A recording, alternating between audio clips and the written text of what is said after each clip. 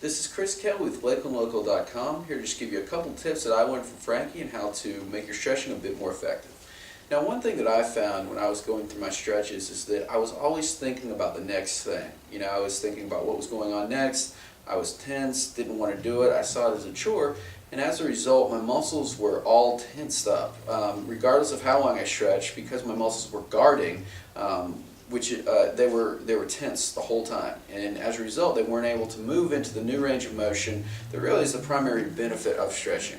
So what I've started to do is to incorporate one of the positions that Frankie showed me, just to learn to breathe deeply, to relax a little bit, and to get my mind on the task at hand. You know, it really helps to clear my mind, to clear out all of the clutter of what's going to happen, you know, later in the day or what I have to do, and just concentrate on the stretch itself, which helps my muscles to relax and really getting the full benefit of the stretch at hand. So what I'm going to do is show you just a stretching drill or a breathing drill that you can do for 2 minutes, followed by a simple stretch for the upper back.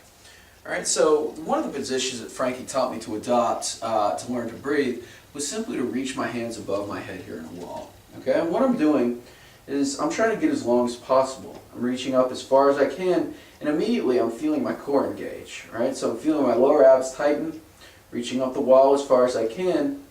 Alright, I'm trying to keep my shoulder blades apart. One thing that I tend to do is shrug my shoulders, and so one of the awareness drills for me is to really do this without shrugging. Okay, so I'm reaching up as far as I can, and I'm just concentrating on this for, about a minute or so.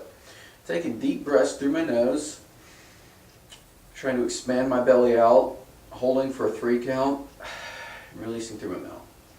Once I'm confident in this posture, what I'm going to do then is work on my lower body. All right, the other issue that I have, and really many people have, is just what we call forward tilt of the pelvis, or anterior pelvic tilt.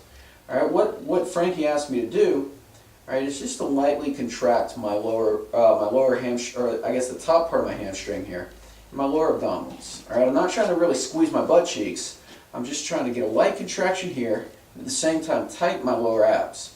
Okay, what this is going to do is just help to tilt my pelvis backwards and really help to straighten everything out. The cue she gave was opening the jewelry drawer. All right, and that really helped me to learn to just kind of initiate the contraction without over crunching. Like, this is not a strength exercise, so I'm just trying to build the awareness of what this feels like.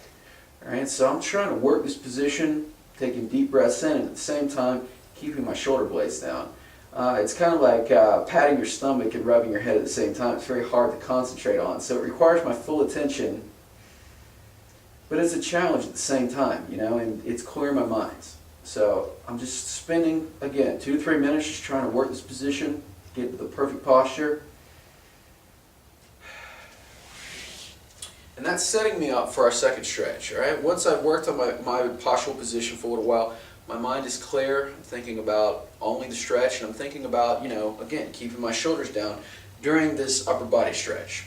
All right, now, this is a flossing stretch. It really helps to open up the chest. One of the other issues that I had was just I'm kind of hunched back because I sit over a computer all the time, and as a result, my shoulders shrug, and I lack some mobility in my upper back. So what Frankie did was instructed me to she used a rope, but what I'm using here is a stretch band. Really anything that you can use a karate belt would work well as well. Anything that you can use to pull apart over your head.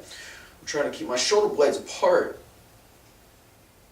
and I'm just moving this very slowly behind me, just trying to keep my shoulder blades separated, keep that pelvic position going on. I'm moving down slowly, performing this exercise for anywhere from 30 to 90 seconds, pausing at the bottom, and cycling back up. Right, the challenge for me is to keep my shoulder blades down, to hold in this position, and just to keep breathing deeply, to remain relaxed, but at the same time remain engaged. By the end of the stretch, I notice really a noticeable difference in my upper body posture. I'm more flexible, but by the same token, I'm more aware, and that's huge because I have a better understanding of my body. I feel good, and then I can go back into my daily routine knowing that when I sit down again, maybe hold my shoulder blades up a little bit better, or maybe sit a bit straighter. And over time, cumulatively, taking 5 to 10 minutes to really initiate this process clear your mind, and focus on the stretch is really what this process is about. That's one of the major things that I learned from this lesson, and one of the things that I hope to show you as a viewer.